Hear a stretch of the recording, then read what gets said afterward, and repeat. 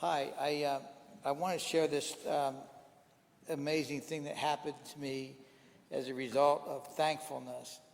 Now, some of you may remember a few years ago, I gave you the story of my stroke and how the Lord stepped in and helped me adapt to my life afterwards.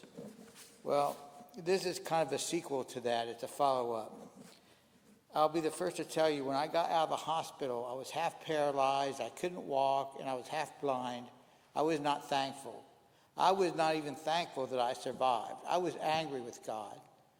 I couldn't believe that I'd lived this healthy lifestyle, that he had let this happen to me. And so I prayed and prayed and prayed.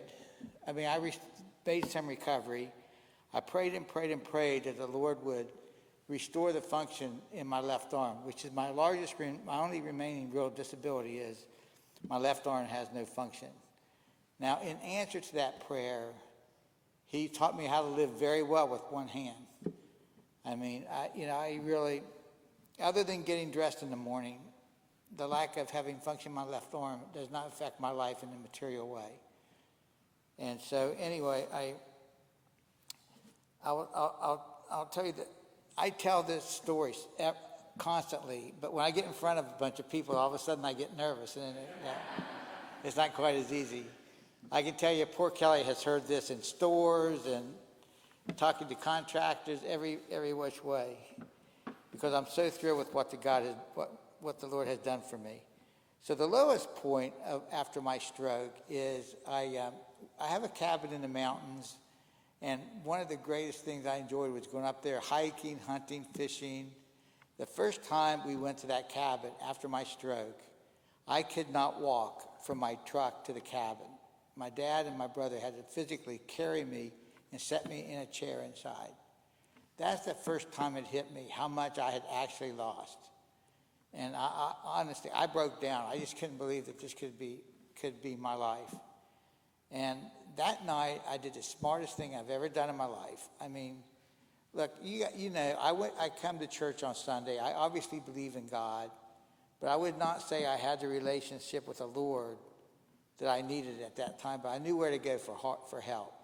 So we got home that night. I was very upset, in tears, and we went to bed. Kelley fell asleep. All night I read the Acts of the Apostles. I just asked the Lord, just show me. You know, do I have a life here, or am I really sentenced to prison for life? And he told me, as plain as we're talking, I mean, not in words, but I knew it.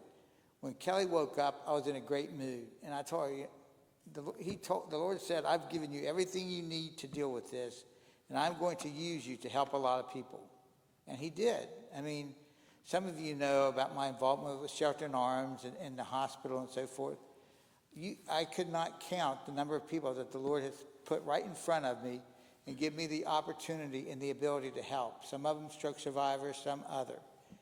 So what he told me came true completely. And there's been so many instances like that where the Lord just, whenever I needed something, he put the person right in front of me that I needed. A very good example is to try to get my arm working. We spent 6 weeks in Houston, Texas in a clinical trial. And during that trial, Kelley was kind of tired of being in the city, and she said, do you all mind if she said, do you mind if we go to Galveston just to get out of the city for the weekend? I said, sure, that's fine. So we went to Galveston. We got up one morning, and I'm sitting in the hotel lobby. Kelley's bringing our breakfast tray over. Now, if you see me, and if I'm sitting, you can't tell that my arm does not work. But all night, I kept thinking, how am I going to live if I can't get this arm working? All night, I couldn't sleep. I was still concerned about it. So I'm sitting there, and a woman walks up to Kelley, and she says, excuse me, do you care if I talk to your husband for a minute? And Kelley said, no, that's fine. And she walked up to me. She put her hand on my paralyzed arm. She looked at me. She said, God wants me to tell you, don't worry about your arm. Everything's going to be fine. I mean, I could have fallen out of my chair. How could she even know that there was something wrong with my arm? And so we got to talking to her. It turned out she's a Christian evangelist in town for the weekend. She said, I walked in the lobby and I saw you sitting there. I had this overwhelming feeling I need to tell him not to worry about his arm, that everything's going to be fine.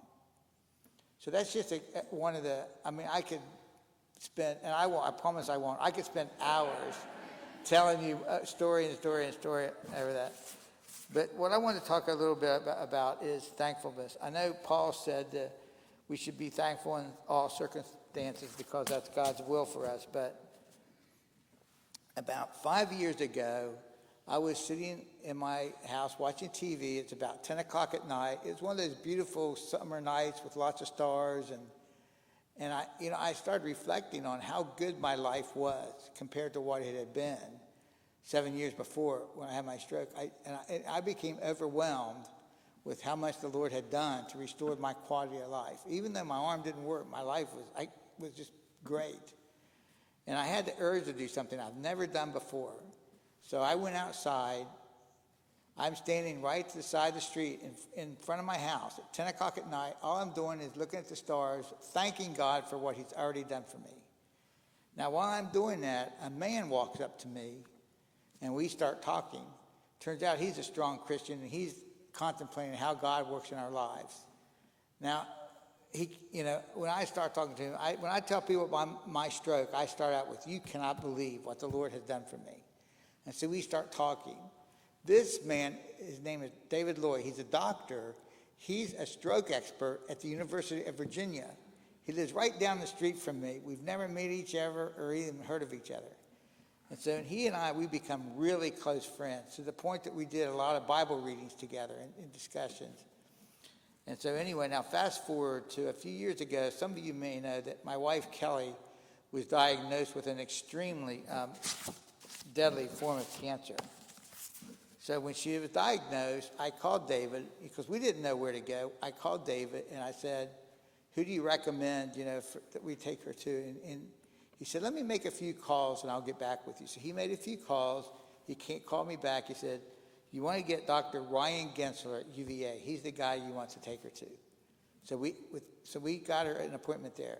Within 2 weeks of that appointment, he ordered a surgery that kept her lungs from collapsing, saved her life. We didn't even know her lungs were going to collapse within 2 weeks.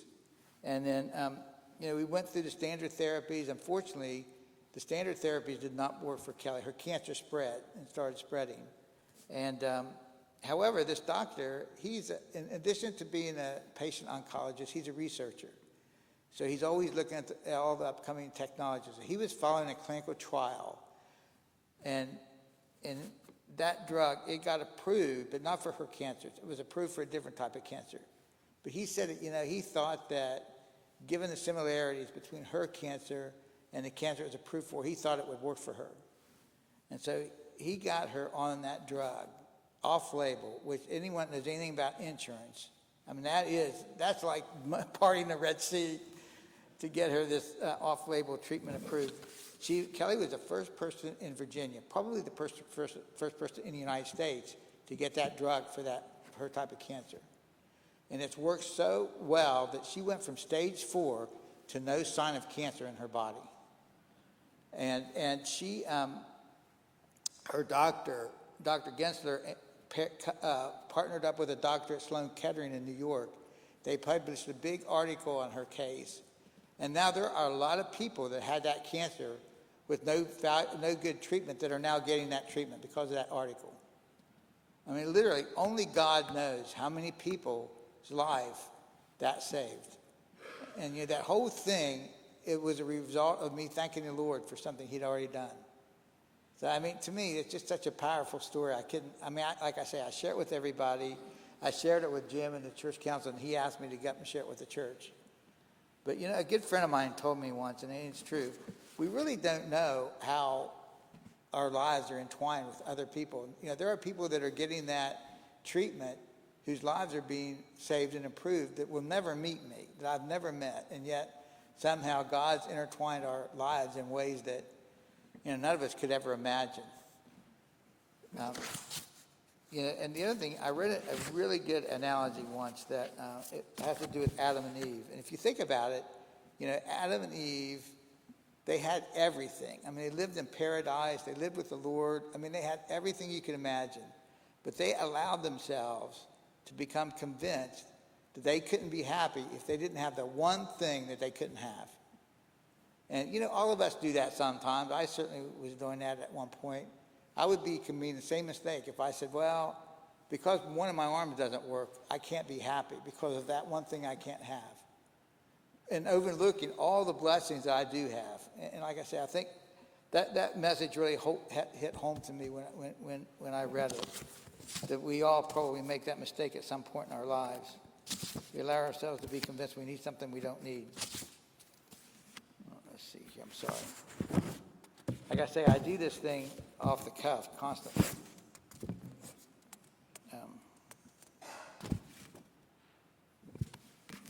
Another good statement that a friend of mine told me, I was talking about what I've done, and like I say, I can't sit on the couch and say my arm doesn't work because it's God's will that it doesn't work. I have to do my part. A good friend of mine said, we have to do all we can do. But we have to make sure we are doing all we can do and let the Lord take care of everything else. Now, I think that's really what, and that applies in my case. I still do therapy. I've worked on my arm for 12 years. Now, if I've worked on my arm for 12 years and it doesn't work, then it's probably God's will that it doesn't work. And I'm happy with that. To be honest, given what I do, I think having an arm that's paralyzed is probably a blessing, because my passion is helping stroke survivors. I go to the hospital, Sheltering Arms Hospital. I get phone calls, hey, this person had a stroke. Would you mind talking to them?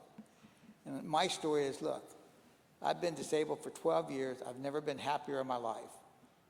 And so, it is an encouraging message that I wouldn't be able to give if I walked in there perfectly healthy and said, yeah, well, it took me, 12 years and $1 gazillion and everything works great.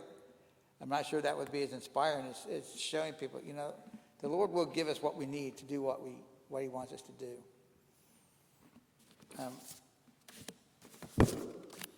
The last time I gave my testimony, I went through it real quick and I didn't cover a lot of items I wanted to. So there's my timekeeper. I promised Kelley to tell me when I got to a certain number of minutes. So she got me. So one thing I do want to do, some of you may remember, after Kelley's diagnosis, we did the laying on of the hands ceremony up here. And I know a lot of you have prayed for her and for me through our illnesses. So I want to let you know how much we truly appreciate the support of this church through all of this, because the Lord has certainly heard those prayers and answered. So thank you very much, everyone. I really appreciate it.